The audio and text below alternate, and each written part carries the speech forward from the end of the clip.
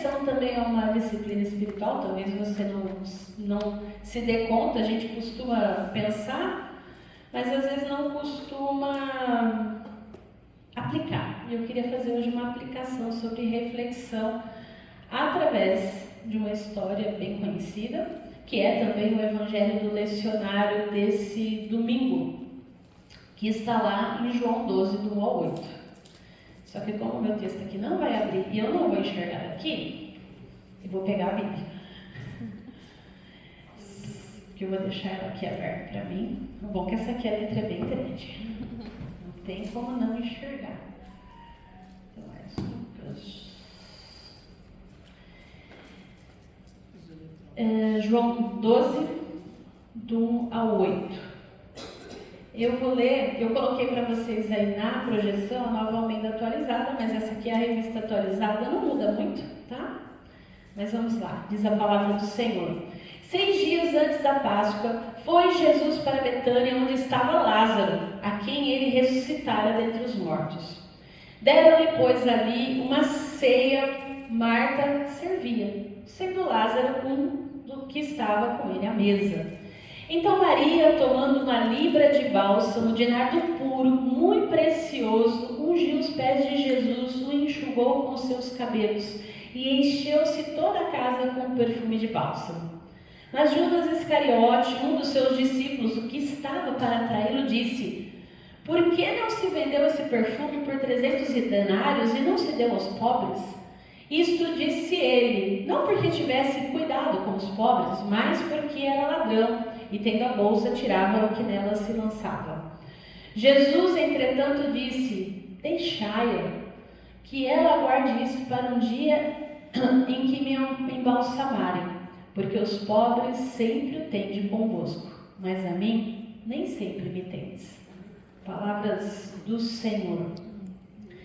Eu queria, antes de tudo, pensar com você aqui sobre o contexto desse texto. Esse texto ele está nos 4 evangelhos. Então, nós vamos fazer algumas relações com os outros evangelhos, porque é inevitável, porque cada um deles vão ter detalhes diferentes. Nos outros evangelhos, Marcos e Lucas vão dizer que eles estão na casa de Simão, o leproso, que foi leproso, não era mais, né? Aqui João diz que eles estavam na casa de Lázaro, Marta e Maria, né? Aqueles 3 irmãos muito amados por Jesus. E aqui deixa claro que quem servia era Marta. Você provavelmente deve lembrar, né, do texto de Marta e Maria. Maria está lá aos pés de Jesus, Marta lá toda atarefada com seus afazeres, questiona Jesus sobre Maria estar assentada aos pés do mestre, e ele diz que ela escolheu a melhor parte, que essa não lhe seria tirada. Né? Então, é esse contexto, é um contexto amigável, é uma casa onde Jesus se sentia acolhido, né? Então, amado, né? É uma casa muito querida por ele. E eu queria pensar com você aqui um pouquinho sobre Maria. O nosso texto diz aqui que ela toma uma libra de bálsamo de nardo puro. O nardo não era um bálsamo próprio da Palestina. Era lá nas cordilheiras do Himalaia, vinha de longe e era caríssimo. Caríssimo. Às vezes a gente não se dá conta do que está acontecendo aqui no texto, mas Judas diz que a gente poderia vender esse perfume por 300 denários. Você lembra quanto que era um salário de uma pessoa na época de Jesus? Um dia de trabalho era 1 denário. A gente tem aqui 300 dias de trabalho. A gente tem 1 ano de trabalho. Aí você deve pensar, então Maria era rica. Não. Na cultura judaica, as moças elas iam juntando ao longo, né, desde a sua infância, entre 8, 9, 10 anos, elas iam juntando dinheiro e elas colocavam esse dinheiro, compravam gramas do perfume. Ia juntando, você já deve ter ouvido falar, num vaso de alabastro, que é um bálsamo, um coisinho de pedra, que eu fiz questão de pôr aqui. Né? Não sei se dá para enxergar direito, mas um vasinho de alabastro era um vasinho assim pequenininho. Então você pensa naquele perfume francês caríssimo que você já se não comprou, cobiçou, que custava aí mais ou menos, né? Vamos pensar, um perfume bom francês, é uns 1.500, 2.000 reais. É quase um ano de trabalho, não é? E aí, você imagina que você divide isso no cartão em 10 vezes. No caso de Maria, Não tem cartão.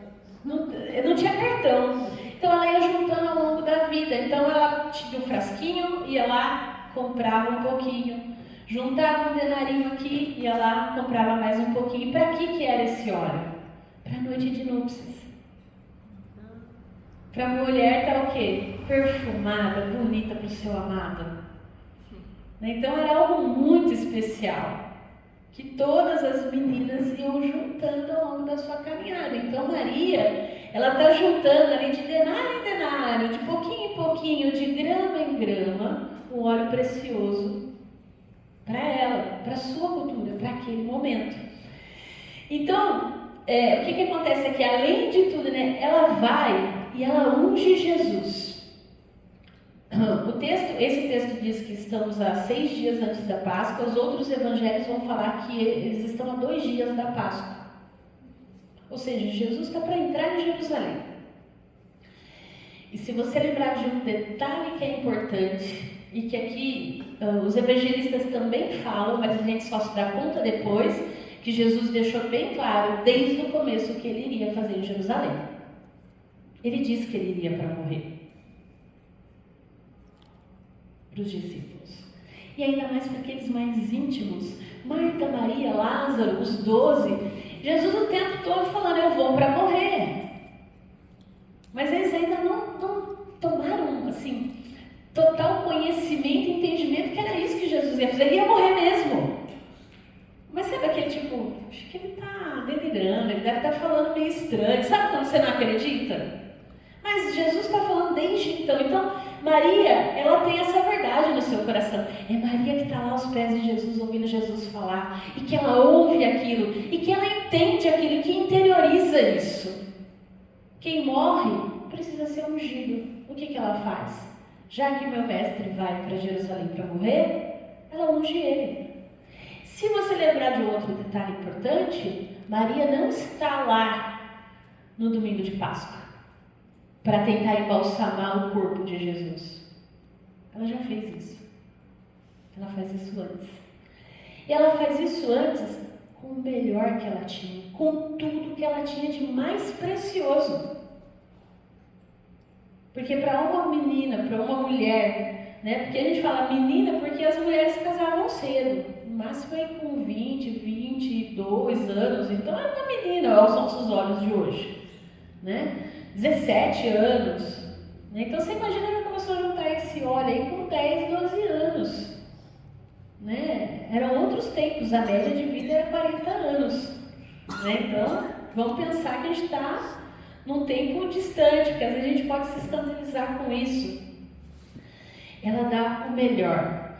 E não só unge Jesus antes de Jesus cumprir a sua missão em Jerusalém, como a Bíblia diz aqui, que ela enxugou com os cabelos. Aquilo era escândalo também, porque uma moça, ela não mostrava seus cabelos em público. Se você lembrar lá em Corinto, por exemplo, aquela ideia de cobrir os cabelos, cobrir, né, com véu aquelas que não tinham cabelo, enfim, a ideia do cabelo ser a coroa da mulher, era algo muito especial. E ela dá o seu melhor, da melhor forma. Ela não tem medo de ser mal falada, porque ela está diante do seu amado, do seu amor. Ela, o que seria para a noite de núpcias, ela quebra o vaso de alabastro. Os outros evangelhos vão dizer. Quando ela quebra, a possibilidade de você guardar óleo nele de novo, acabou. E você imagina que não foi algo simples e sem barulho, porque é de pedra. Como que ela faz para quebrar um vaso de alabastro? Não tenho a mínima ideia, mas deve fazer barulho, deve ser, né? Então, ela unge Jesus antes de Jesus entrar em Jerusalém. Ela tem consciência e ciência da morte de Cristo. E provavelmente ela tinha da sua ressurreição, porque ele deixou claro que ele iria voltar.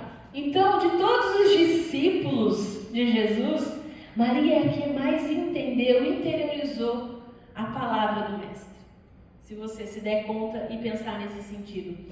E a gente tem Judas aí sendo reconhecido, então, como um ladrão. A preocupação dele não é com os pobres, de fato. A preocupação dele é que aqueles 300 denários poderiam muito bem, além de estar na bolsa, ele poderia usar, ele poderia participar daquilo de alguma forma, mas não. O fato é que eu queria pensar com você aqui, o que chama a atenção nesse texto sobre Judas, assim como Maria, Marta, Lázaro, os discípulos, ele era próximo de Jesus. Ele conhecia o Mestre, ele tinha ouvido as mesmas coisas. Só que o que acontece com ele? Ele não professa a sua fé em nenhum momento. Eu queria pensar com você, Marta estava aqui servindo. Marta expressava a sua fé através do quê? Do serviço. Ela estava lá. Ela fez o melhor que ela pôde, do jeito que ela pôde, da melhor forma. Adorou a Jesus. Maria vai lá, derrama o bálsamo que ela tem de mais precioso, unge Jesus antes dele morrer, é o que ela tinha de melhor. E ela adorou o Senhor. E Judas faz o quê? Condena. Judas vivenciou tudo que todos vivenciaram. Ele viu milagres, ele viu grandes coisas, ele viu endemoniados serem libertos, ele viu aleijados levantarem, ele viu cegos verem, mas ele reprova o ato de Maria, ele questiona o desperdício daquele perfume caro. Olha como é sério isso.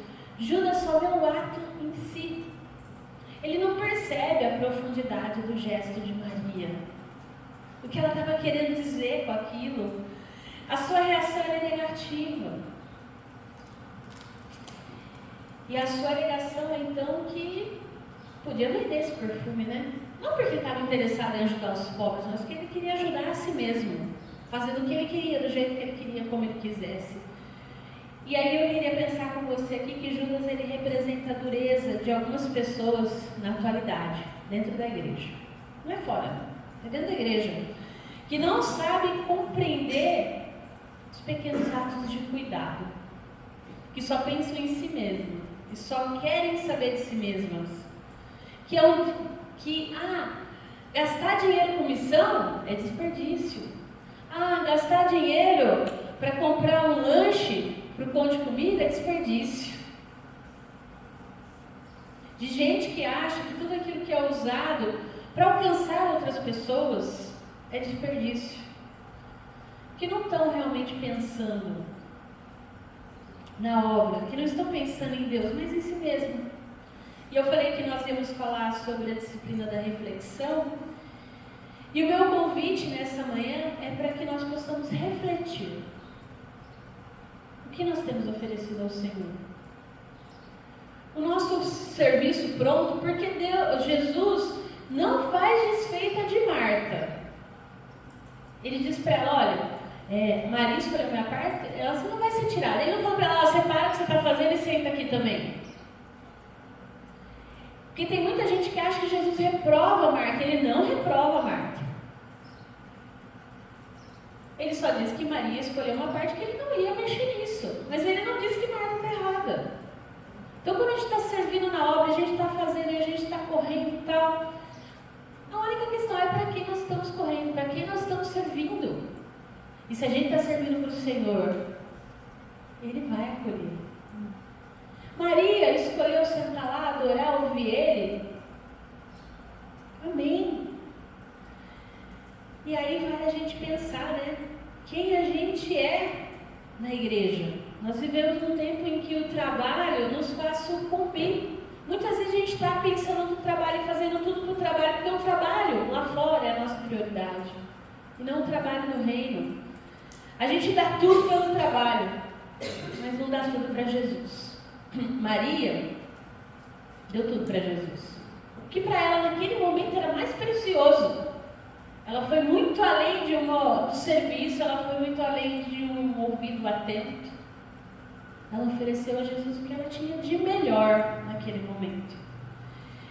E eu concluo então essa mensagem com um convite de autoexame espiritual. nessa última semana antes da Semana Santa, você possa exercer a disciplina da reflexão, que é uma prática que ajuda a gente a compreender a gente mesmo e a aprofundar a nossa relação com Deus. Porque é fácil, muitas vezes, nas nossas relações também cotidianas, a gente acusar o outro, falar que o outro está errado, que o outro está fazendo errado. Porque no meu trabalho, o meu chefe, porque no meu casamento, o meu marido, porque na minha família, a minha mãe, mas e eu? E eu? Quem eu tenho sido nas minhas relações? O que eu tenho feito, o que eu tenho deixado de fazer? Então é muito importante nós refletirmos e pensarmos, porque reflexão envolve mente e coração. Ah, porque eu me sinto assim quando a pessoa fala assim. E como você faz o outro se sentir quando você devolve? Como você devolve? Será que ela tem se sentido amada, querida, amparada? Ou não? É muito sério isso. É a gente ter uma reflexão honesta sobre as nossas próprias ações, sobre os nossos pensamentos, sobre as nossas motivações. A motivação de Judas não era ajudar o pobre de fato. Era ser beneficiado, porque, enfim, ele depois negocia Jesus em troca de 30 moedas. Maria, que eu não fiz aqui a conversão, para falar a verdade para os irmãos, dentro dessa concepção de denário. Não sei quantas moedas romanas dariam um denário dentro daquilo que a gente está construindo aqui. Mas que vamos pensar, que vamos equiparar. Que sejam 30 moedas, 30 denários, 30 dias de trabalho. Tá? Não estou fazendo sem base de estudo nenhum. Judas vende Jesus por 30 moedas, por 30 dias de trabalho. Maria adora ele com 300 dias, com tudo que ela tinha de precioso. Marta oferece o seu trabalho, é tudo que ela tinha, e ela oferece de bom grado. Então o que nós temos? O que nós temos?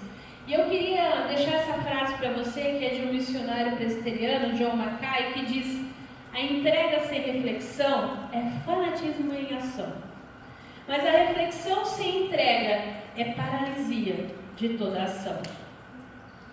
Uma coisa precisa da outra. Então, entregar tudo que eu tenho, tudo que sou, precisa de reflexão para entregar ao Senhor, para entregar ao outro. Melhor parte. E aqui eu queria pensar com você. Marta confessou a sua fé servindo a mesa. Na sua confissão também. Lembra que Jesus pergunta para ela: quem eu sou? E o que ela fala quando ele vai ressuscitar Lázaro? Tu és o Messias. Ela adora ele. Ela demonstra o seu amor, a sua fé no trabalho. Maria adora o Senhor ouvindo ele, entendendo o que ele diz, aplicando o que ele diz, ungindo ele como Messias. Marta diz que ele é Messias. Maria vai lá e unge o Messias, lava os seus pés com os seus cabelos. E Judas? Judas apenas criticou. O que nós, como membros da IPI de Araraquara, estamos fazendo para demonstrar o nosso amor ao Senhor? Aqui na igreja, nos nossos relacionamentos.